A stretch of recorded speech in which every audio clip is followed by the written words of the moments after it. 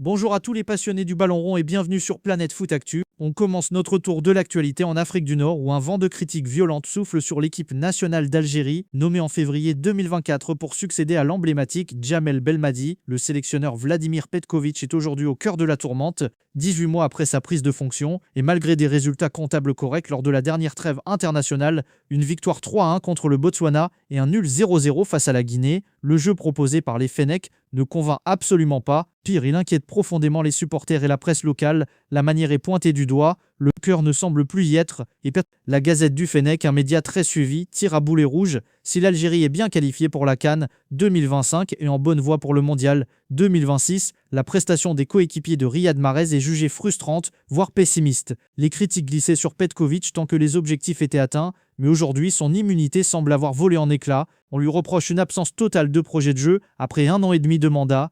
Les Verts sont méconnaissables, peut-on lire, et le coach bosniaque en est tenu pour seul responsable. Le quotidien Compétition enfonce le clou, critiquant l'entêtement de Petković à s'appuyer sur une vieille garde qui ne justifie plus son statut d'intouchable. Des joueurs comme Awar Zerouki, Banrama et même le capitaine Mahrez sont dans le viseur. Leur maintien symboliserait un immobilisme qui freine l'éclosion de jeunes talents prometteurs comme Badreddine Bouanani ou Ibrahim Maza, performant en club mais ignoré en sélection. DZ Foot compare même sa stratégie à celle, ultra-conservatrice, de la fin de règne de Belmadi, la victoire en Coupe d'Afrique en moins. Au-delà du terrain, c'est l'attitude même de Petković qui agace.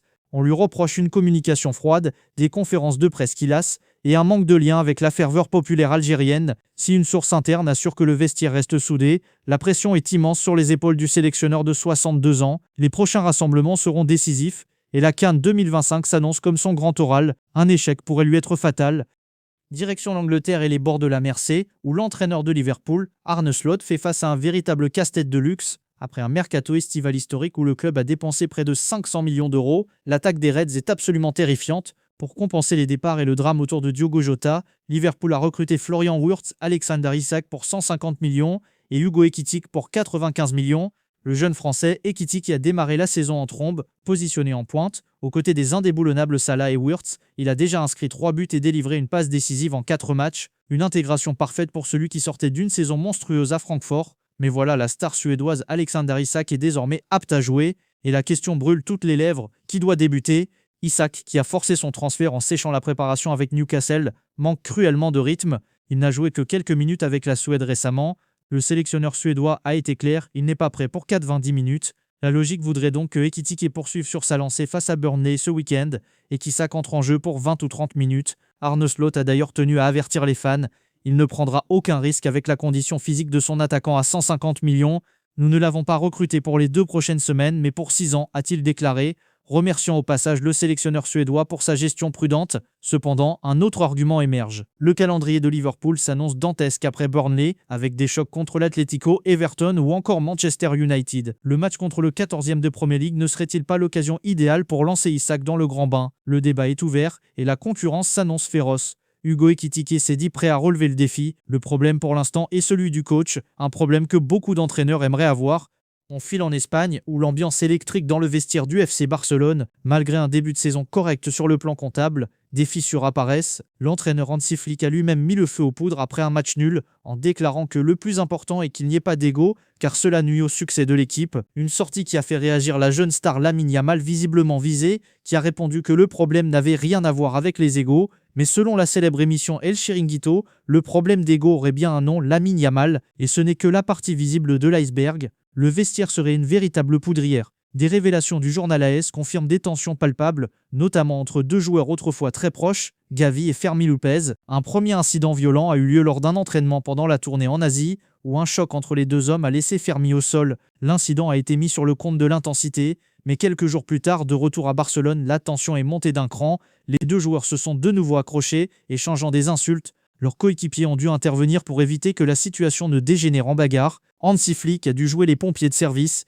réunissant les 2 joueurs pour calmer le jeu. L'arrivée de l'expérimenté Thiago Alcantara dans le staff est d'ailleurs vue comme un moyen d'encadrer ces jeunes tempéraments. Selon AS, cette situation tendue serait la raison cachée derrière les rumeurs de départ de Fermi Lopez vers Chelsea cet été. Si le calme semble revenu en surface, Hansi Flick a un énorme travail de management à faire pour ressouder un groupe qui semble se fracturer de l'intérieur. Restons en Italie, mais changeons de ville. Direction Milan où Adrien Rabiot a fait son grand retour en Serie A. Après une parenthèse d'1 an à Marseille, le milieu de terrain français s'est engagé avec l'AC Milan, où il retrouve un coach qu'il adore, Massimiliano Allegri. Accueilli par quelques tifosi à son arrivée, le Duc a immédiatement passé sa visite médicale et ses tests physiques à Milanello, et les résultats sont, selon la presse italienne, spectaculaires. Le Corriere dello Sport rapporte que ces résultats sont excellents. Bien qu'ils doivent retrouver le rythme de la compétition, il est déjà jugé prêt à jouer. La Gazzetta dello Sport va même plus loin, titrant Adrien Courvite, Allegri est surpris, un titulaire dimanche. La forme éblouissante du Français aurait tellement impressionné le staff que sa titularisation contre Bologne ce week-end est une possibilité jugée réaliste. Allegri, qui a insisté pour le faire venir, sait que Rabiot apporte une dimension supérieure à son milieu de terrain.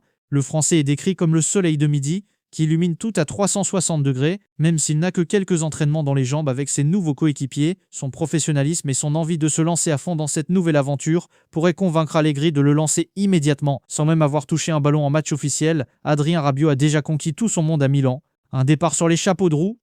Le mercato est terminé dans les grands championnats, mais pas partout. En Turquie, la fenêtre des transferts se fermait ce vendredi et les clubs stambouliotes ont tenté des coups de dernière minute au Real Madrid. Selon Photomac, Fenerbahçe visait un prêt pour Dani Ceballos, tandis que Beşiktaş rêvait de recruter le défenseur Raúl Asensio. Deux joueurs en manque de temps de jeu chez les Merengues, mais il semblait peu probable que le Real les laisse partir sans pouvoir les remplacer. Pendant ce temps, à Manchester City, la fin d'une ère se prépare. Après Kevin De Bruyne cet été, une autre légende pourrait bientôt faire ses valises. Selon le journal Sport, Bernardo Silva, en fin de contrat en 2026, préparerait son départ pour un retour aux sources dans son club formateur de Benfica. Un candidat à la présidence du club, Lisboët, a même garanti son arrivée en janvier ou l'été prochain s'il est élu. Enfin, à Paris, on pense déjà à l'avenir et surtout à la Coupe d'Afrique des Nations. Le PSG sait qu'il devra se passer de son TGV marocain, Achraf Hakimi, en janvier 2026. Selon l'équipe, le club n'a pas recruté de doublure et explore 4 solutions internes pour le suppléer. La première, déjà testée, est de faire descendre d'un cran Warren Zaïre-Emery. D'autres options incluent un repositionnement de Joao Neves, de Marquinhos ou même de la nouvelle recrue ukrainienne Ilya Zabarny.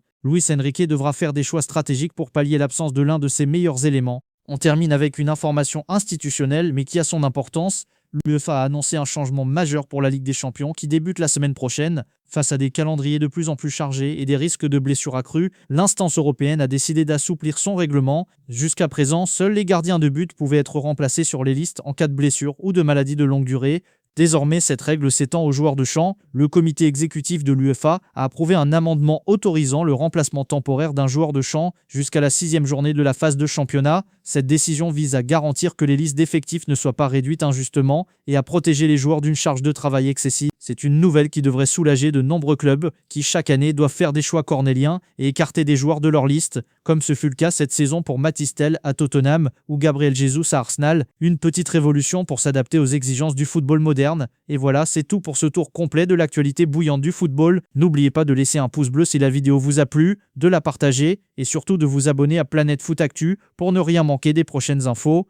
Merci de nous avoir suivis et à très bientôt pour un nouveau débrief.